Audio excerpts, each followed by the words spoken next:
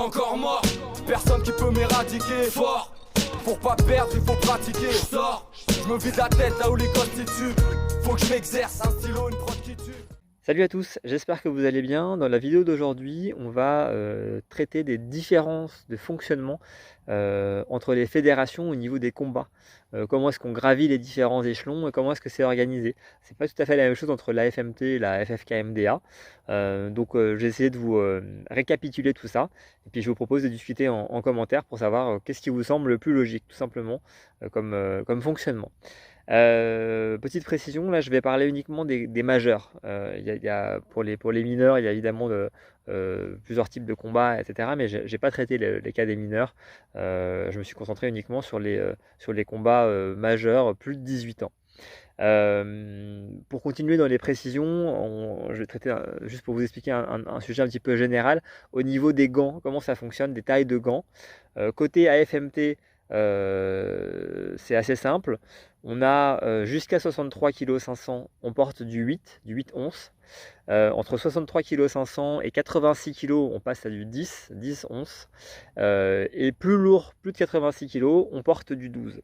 Côté FFKMDA, jusqu'à 86 kg, on va porter du 10 onces. Et on va porter du 12 onces au-delà de 86 kg. Ça, c'est valable pour tout, sauf pour ce qu'ils appellent les classes A Pro, qui est le niveau le plus élevé côté FFKMDA. Pour les classes A Pro, comment ça se passe? En moins de 66 kg 68, on va porter du 8 onces. Entre 66 kg 68 et 86 kg 18, on va porter du 10 onces. Et au-delà, ça sera du 12. Alors vous avez vu, voilà, ça me permet de parler d'un sujet, c'est que les catégories de poids sont pas les mêmes entre la FMT et la FFKMDA. C'est pas les mêmes bases. Et du coup, comme côté FFKMDA, c'est, sauf erreur de ma part, des conversions à partir de livres, ça donne des catégories de poids qui sont un petit peu plus complexes, puisqu'on est voilà, 66,68 ou 86,18. Mais voilà, donc vous avez globalement les différences AFMT et FFKMDA, c'est plutôt plus simple côté AFMT. Alors, on va commencer maintenant pour les combats. Les premiers combats, comment ça se passe? Côté AFMT, on va commencer avec ce qu'on appelle la classe D. Alors côté AFMT, voilà, classe D, C, B, A, c'est un petit peu historiquement ce qui s'est toujours fait. Vous allez voir côté FFKMDA, c'est un petit peu différent. Mais voilà, la classe D, C, B, A, c'est ce qui a existé pendant très très longtemps, même avant les anciennes fédérations fonctionnaient déjà comme ça. Donc pour votre premier combat en tant que majeur, combat, j'entends au KO en tant que majeur, vous allez commencer en classe D. Et donc là, ça va commencer avec 3 rounds de 2 minutes, avec 2 minutes de repos entre chaque round. Donc là, ça va être le mode full protection, avec un casque, un plastron, les protèges tibia type chaussettes, et évidemment les gants, les coudières. Donc la question qui peut se poser, c'est comment est-ce qu'on passe de la classe D à la classe C? Pour la FMT, c'est toujours le même fonctionnement. Un combat remporté va rapporter 4 points. Un match nul va rapporter 2 points et une défaite va rapporter 1 point. Et il faut en fait 24 points pour passer dans la classe du dessus. Ça, c'est théoriquement. Parce que dans la pratique, si votre coach décide de vous inscrire dans une classe supérieure, en règle générale, ça va être possible. Parce que si vous venez d'un autre sport et que vous avez l'expérience d'un autre sport, on ne va pas vous forcer à aller en classe D alors que vous êtes déjà expérimenté. À titre d'exemple, moi, c'était l'époque de la FMDA, c'était pas la FMT. Mais mes années où j'ai vraiment fait plusieurs combats, c'était à la fin des années 2010, donc 2008, 2009, 2010 de mémoire. Donc quand j'ai voulu refaire des combats, enfin faire des combats, j'avais fait des combats mais quand j'étais mineur en fait à la touche. Donc quand je me suis décidé à faire des combats au KO entre guillemets, j'avais déjà 8-9 ans de boxe derrière moi en fait. Donc ça n'avait pas vraiment de sens d'aller en classe D. Et du coup en fait je suis arrivé et je me suis inscrit directement en classe C en fait. Ça n'avait pas posé de problème et donc c'est des choses qui se font en fait. On n'est pas forcément obligé de faire toute la hiérarchie des combats si jamais on arrive en étant déjà un petit peu plus expérimenté. Ce qui est très bien d'ailleurs parce que évidemment s'inscrire dans une classe dans laquelle on n'a rien à faire, ça n'a aucun intérêt et ça se voit de temps en temps, malheureusement. Côté FFKMDA, comment ça se passe? Et bien là vous allez arriver directement dans ce qu'ils appellent la classe B. Et donc les combats en classe B, ils sont au format 3 rounds de 3 minutes, avec 1 minute de repos entre chaque round. Là, de la même manière, vous allez être équipé full protection avec le plastron, les protèges tibia chaussettes, le casque. Ça va être identique au niveau des protections. Par contre, pour passer dans la catégorie du dessus, il n'y a pas un système de points, c'est plus un système de... Enfin, c'est assez identique, mais il va falloir 10 combats ou 7 victoires pour passer dans la classe du dessus. C'est comme ça que ça marche côté FF KMDA. Alors le niveau du dessus, qu'est-ce que c'est? Côté AFMT, assez logiquement c'est la classe C. En classe C, les combats vont passer à un format 3 x 3 minutes, avec toujours 2 minutes de repos entre les rounds.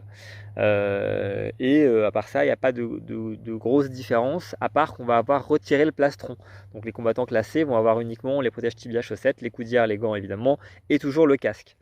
Donc il y a vraiment juste le fait d'enlever le plastron et le fait que les rounds durent 1 minute supplémentaire.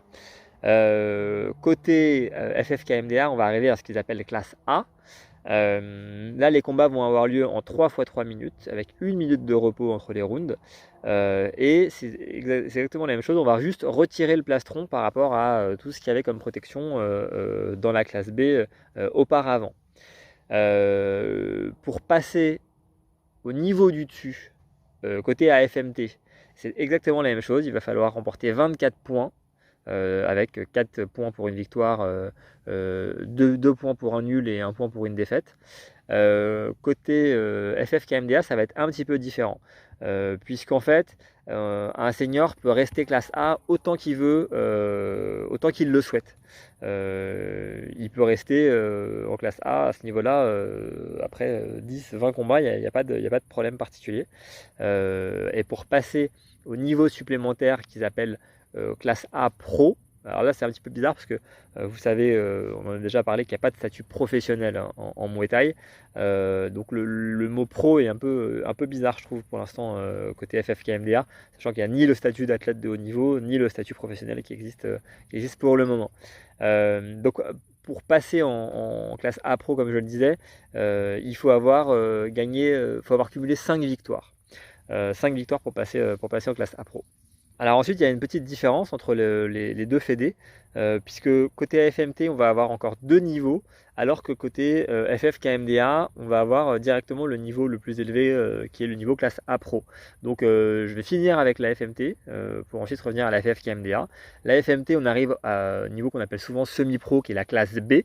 Les combats en classe B se passent en 4 rounds de 3 minutes, avec toujours 2 minutes de repos entre chaque round. Là, il y a déjà plus de protection. On va pouvoir avoir un 3e coach dans le coin, alors que jusqu'à présent on n'avait que 2 coachs dans le coin des boxeurs. Et on va avoir le droit au bandage renforcé, c'est-à-dire qu'on va avoir le droit de rajouter du tape sur les phalanges pour renforcer le point, durcir un petit peu le point. Ensuite on peut passer en classe A, qui est donc le niveau le plus élevé à la FMT, où là les combats passent vraiment en ce qu'on connaît, c'est-à-dire 5 x 3 minutes, avec 2 minutes de repos entre chaque round, toujours les 3 coachs, toujours le tape sur les bandes, et donc il n'y a plus de protection, comme je le disais, en classe B et en classe A, sauf évidemment les coudières qui nous sont toujours imposés, mais il n'y a plus de protège tibia, plus de casque. A contrario, côté FFKMDA, comment ça se passe? Les combats vont se passer en 5 x 3 minutes, avec 1 minute 30 de repos entre chaque round. Il n'y aura pas de protection non plus, sauf évidemment les coudières. Il y aura également le 3e coach qui pourra se trouver dans le coin lors des combats. Et il y aura aussi effectivement le tape qu'on pourra mettre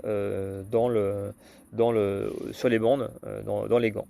Donc vous voyez, les formats classe A Pro et classe A côté AFMT sont assez proches, mais il y a une sorte de niveau intermédiaire côté AFMT qui n'existe plus côté FFKMDA.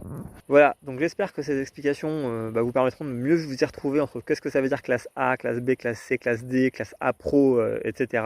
On voit bien que ce qui est important de retenir, c'est qu'un classe B AFMT et un classe B FFKMDA, c'est pas du tout le même niveau. Donc ça, c'est important à garder en tête quand même quand on parle de combat. Voilà, donc je vous laisse éventuellement débattre en commentaire de ce qui vous semble le plus pertinent. Si la vidéo vous a plu, n'hésitez pas à vous abonner, à laisser un commentaire, à liker la vidéo, ça fait toujours plaisir. Et puis je vous dis à bientôt pour une prochaine vidéo.